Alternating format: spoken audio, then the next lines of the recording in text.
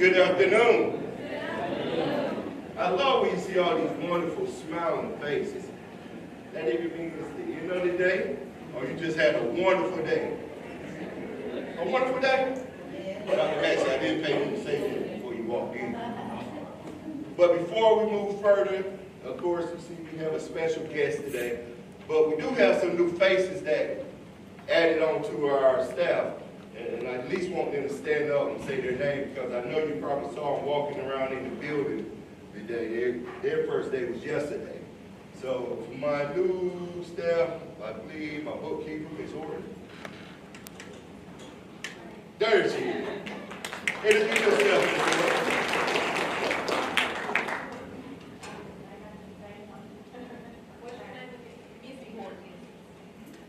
Missy will serve as our new bookkeeper, so we're glad to have her in the Lions family. Thank you. Miss Suzanne, the last team, might still be sitting at the front desk. You probably saw her the last couple of days. So we get a chance to swing by to say hello, give her a Lions welcome. And this is a face we've seen here a couple of times before, but now she has more of a permanent role. I'll let you introduce yourself.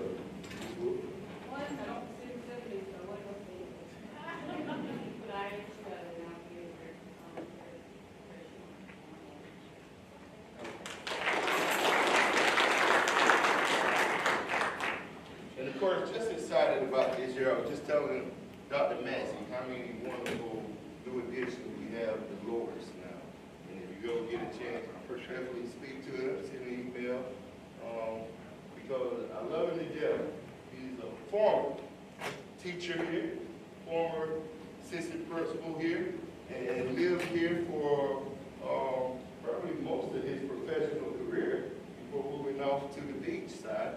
So we are always fortunate or grateful when we're able to get him in the building just to give us a little bit of words of encouragement, you know, that goes along with what we already been talking about, motivating our kids and investing and inspiring and impacting our kids. I think that out of all our districts, I think when you have great leadership, it trickles down.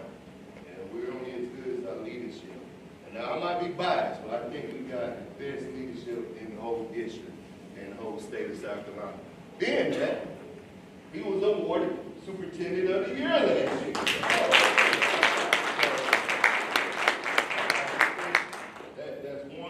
Wonderful and phenomenal. And of course, we got our middle school that's looking in.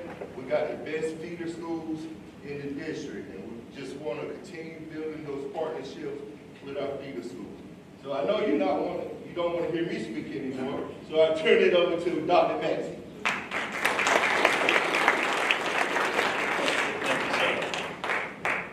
Well, good afternoon, everybody. I understand that Loris Middle, good afternoon to you too. I appreciate the invitation to come over today just to share a few words with you. As Mr. McCullough said, I am a former teacher here. Those of you who are new, the rest of you know that. But I was just thinking as I was walking in that 34 years ago this week, I was doing the same thing, coming here and actually starting my career as a public school teacher. I had been a college instructor for a number of years, but my wife was also an English teacher. She and I decided to move to the coast, and we decided also, instead of what a lot of people do, and I'm not, saying there's anything wrong with that, we decided we wanted to live in Loris. And it was one of the great decisions that we made, and we have both of our children here. And then, eventually career took me along another path, but had a great time in Loris and still have many wonderful friendships here. And I'm telling you this to say this is a great community. And if you're new to the staff, it's a great community and it's a great school community. And you're going to find parents who are supportive, who care about their children, and they want them to be successful. And of course, they're depending upon us, in this case you, to provide them with that quality education that's going to open some doors of opportunity for them. So we're excited for all the new people who are here, and know that you're going to be very happy being a new member of the Loris family. You know, I hope that all of you over the summer had an opportunity to at least have some time to recharge, relax, and think about things. I know I always try to do that. It is so easy to get caught up in all the pressures of what it is that we have to do.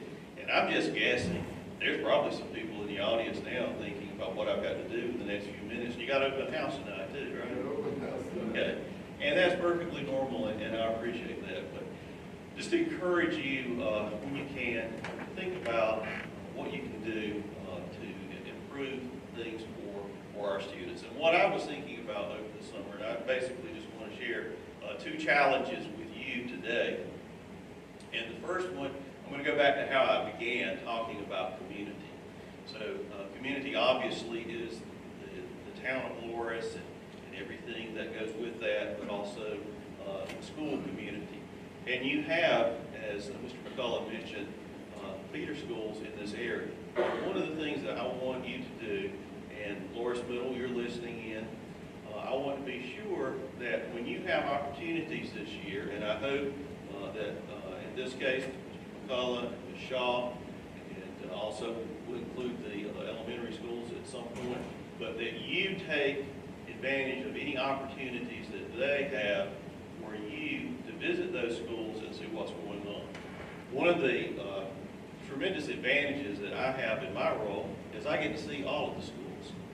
And I can tell you that one of the things that impresses me the most is that I visit elementary schools here and around the county, and I am simply amazed by the challenging curriculum that they provide our students. I mean, it just blows my mind.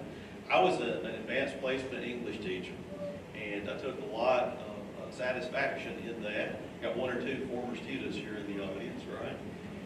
It was very rewarding for me. But I was noticing as I was visiting classrooms, second and third grade, the teacher having the students talk about tone or the author's attitude toward the story. And I'm like, do what? We're doing this at this age? So, you know, I say that as an example to share with you that they're moving them along. And when they get to our middle school and to our high schools, we need to be sure that we know what they have done before. And that way we can move them even further. And, you know, the only way you can know is by visiting those schools. And Mr. McCullough, Ms. Shaw will give you that challenge, work out the opportunity for your teachers on occasion to see what they can do to visit schools and see what's going on in classrooms. And certainly the elementary folks need to come and look at the high school and the middle school and see what's going on too. It's very important. So you get that vertical articulation as far as the instruction and curriculum are concerned, and you also build that fantastic thing called community. Okay? That's challenge number one. Challenge number two. I talked to the administrators a few weeks ago, and you know, I always try to think about something for a focus for the year, and don't make it overly complicated, because if it's overly complicated, you forget it and you know you push it to the side. But I had been watching a TV show, and the TV show had a very simple concept that is such a powerful concept.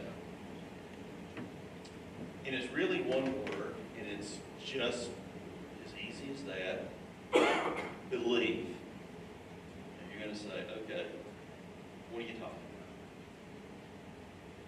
about? I feel convinced that everybody in this room has had at least one experience, and I'm willing to bet that you've had multiple experiences where you did not feel like you could accomplish a certain task, or you didn't think that you could do a certain job, or whatever, but there was someone there who believed in you.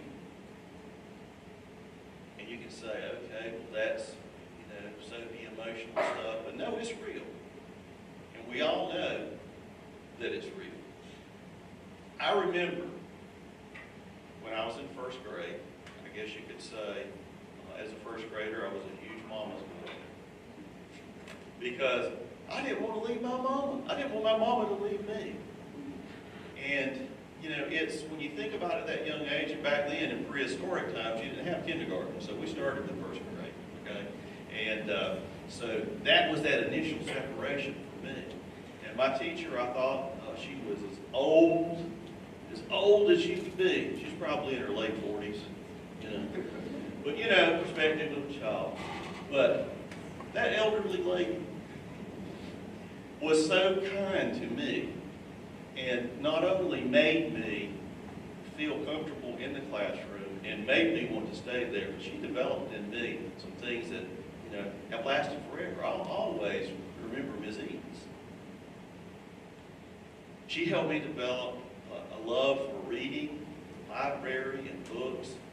And see, she planted a seed back in first grade that eventually grew to maturity for me to be an English teacher. How about that? And as you progress along the way, there will be other people in your journey who also will believe in you. I remember when I was in high school, just sort of knocking about going through school. Neither of my parents went to college, and in fact, nobody in my family. I'm like, you know, some of you, first generation college. And I had good teachers. I had a few that drove me crazy. Just, y'all know that, y'all have some too.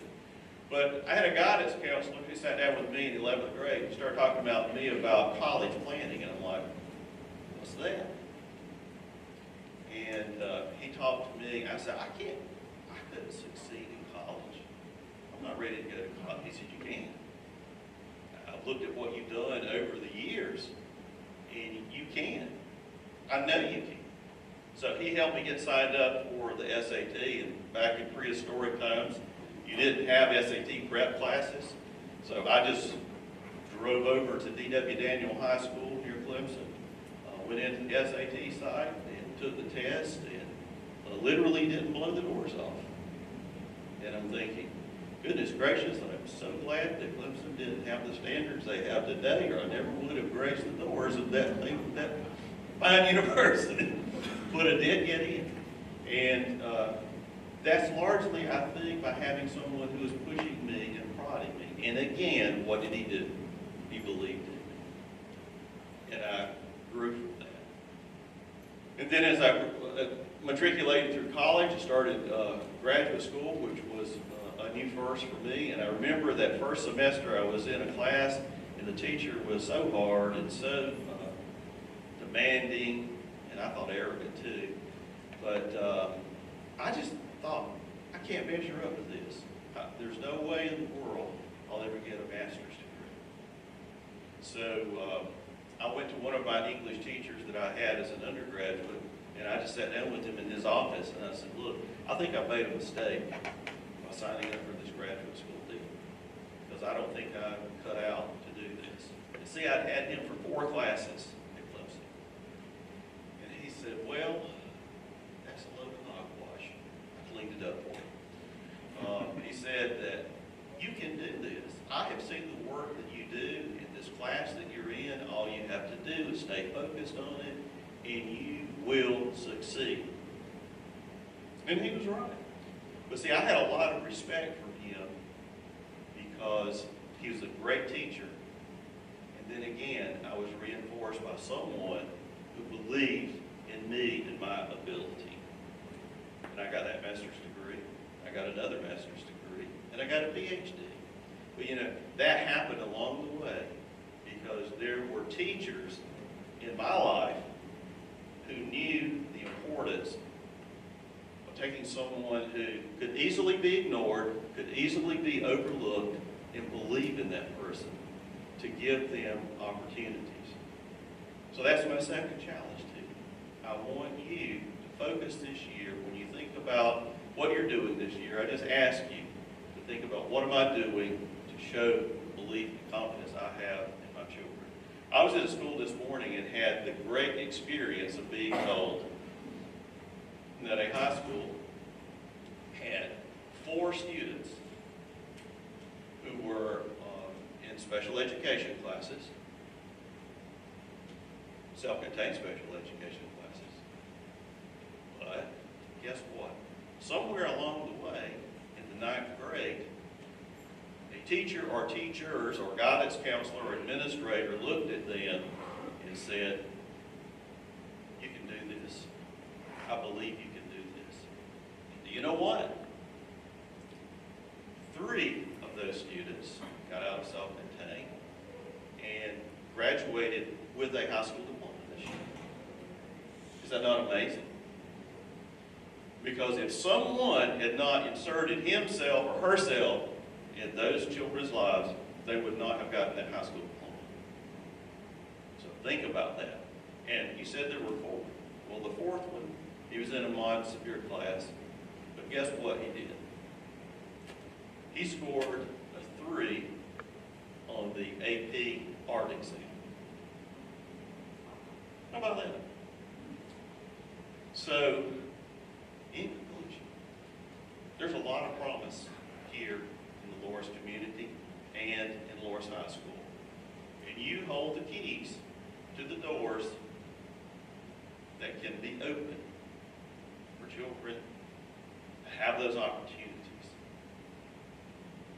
And I encourage you to not forget that this year, and that you put those opportunities before our students. And I also want to hear, because I'm going to check with these principals, there's been some work at looking at what's going on in the other schools and feeder schools, that you are working together and learning from each other for the betterment of our children. I want to thank you. I know that you've had a busy day, and you got a busy afternoon and evening before you. I think you have a community rally done. Awesome. We know about the pride that Loris has, and I'm going to close at this point, but I also want to say to you, hope you have a fantastic year. You're going to have challenges. You're going to have days when you say, why in the world am I doing this? You're doing it for the children. Thank you. Have a great year.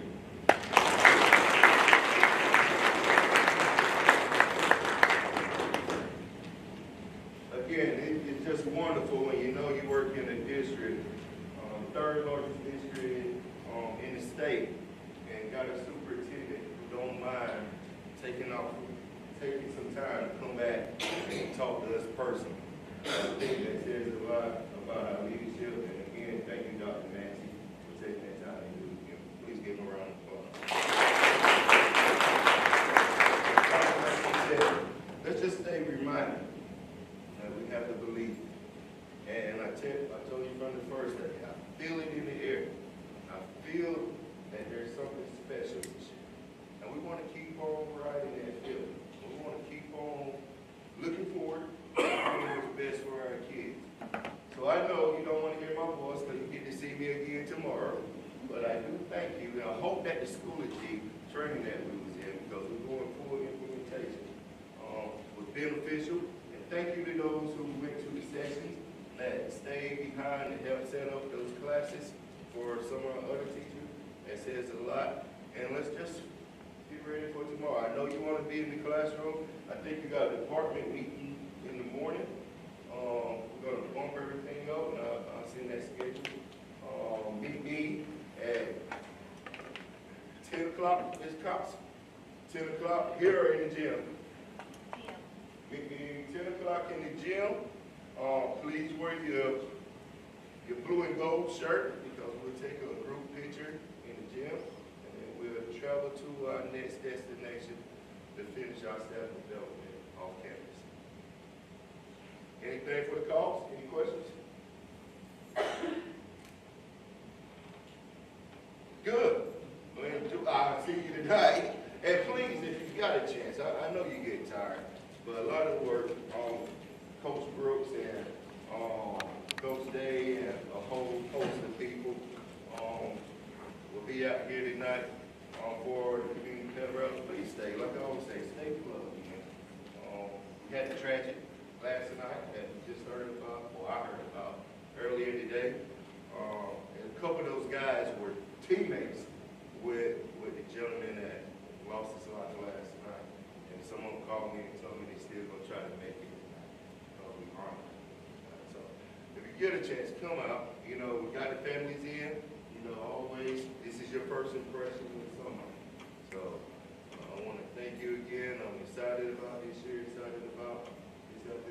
definitely excited about going and beating Greasy tomorrow.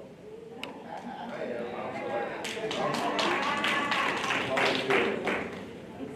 On their special day, sorry. But definitely if you get a chance to come to the game too. Anything else?